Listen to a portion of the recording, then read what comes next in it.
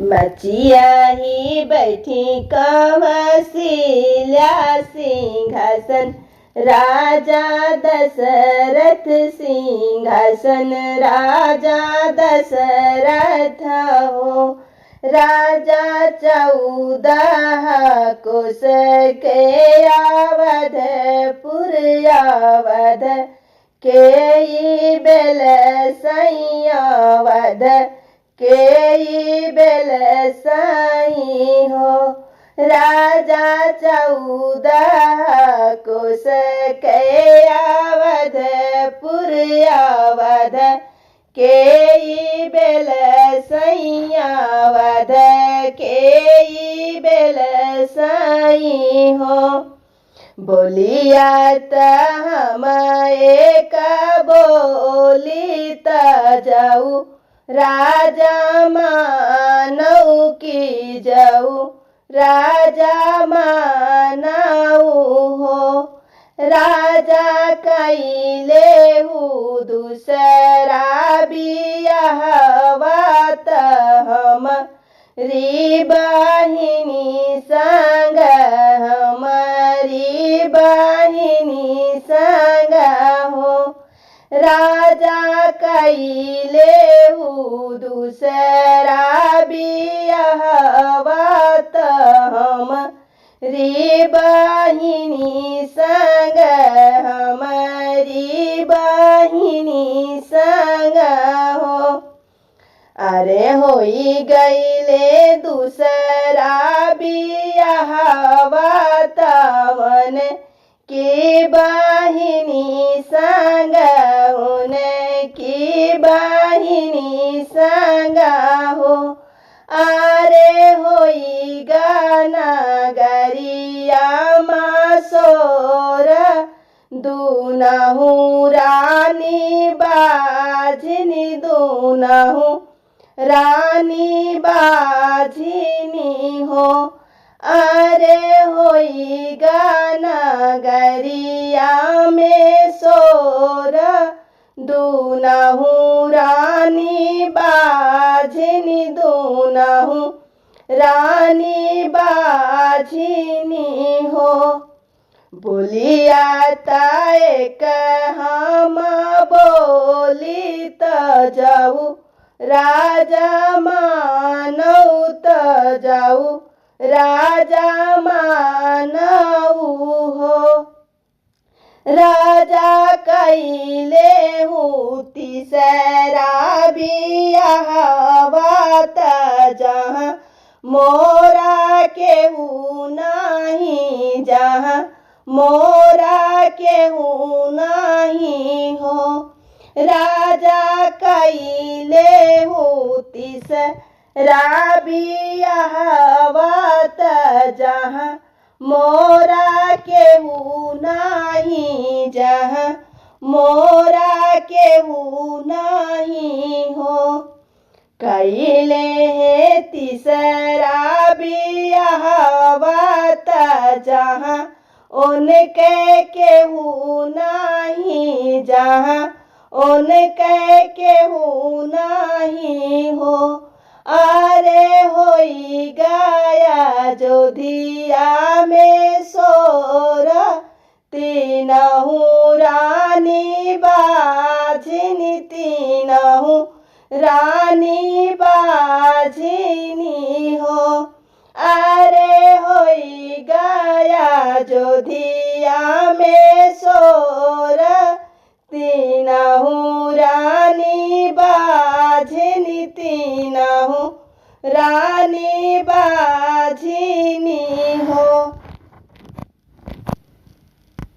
अरे होई गाना गरिया में सोर, तीनहु रानी बाझिनी हो।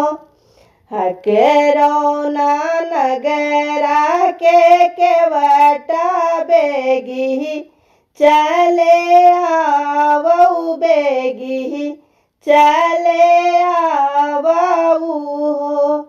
केवटा बन बीचे खोदाहू मुरैया कौशल्या, रानी औ कौशल्या रानी औषधि हो। केवटा बन बीचे खोदा हो मोरैया कौशल्या रानी औषधि कौशल्या रानी औषधि हो। कहवा के सिलावटिया त कहाँ वहाँ के लोढ़ा त कहाँ वहाँ के लोढ़ा ना हो। अरे कहाँ से आवे ना नदिया तापी से लिया औषधि तापी से लिया औषधि हो। अरे कहाँ से आवेली ना नदिया तापी से लिया औषधि तापी से लिया औषधि हो। रानी के सिलावटिया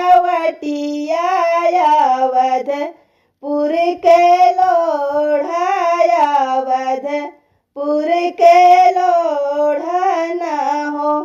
अरे दूरी देश से आई है ना नदिया रगरी पीसे औषधि रगरी पीसे औषधि हो। अरे दूरी देश से आई है ना नदिया रगरी पीसे औषधि न रगरी पीसे औषधि हो।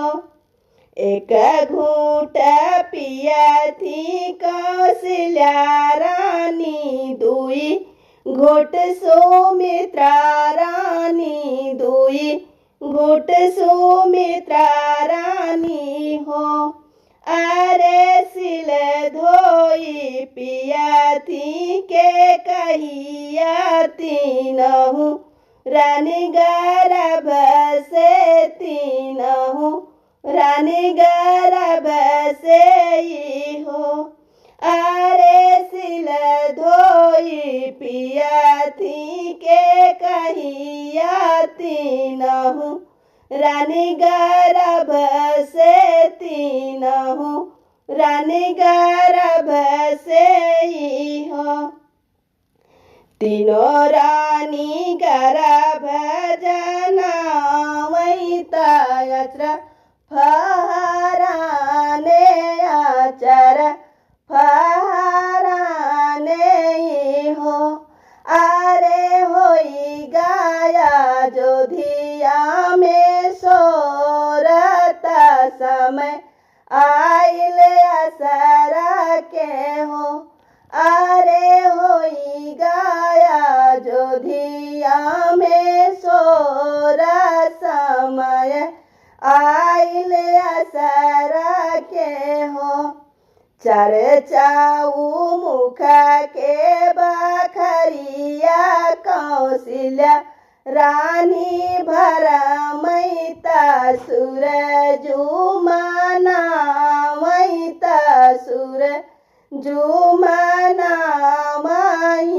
हो।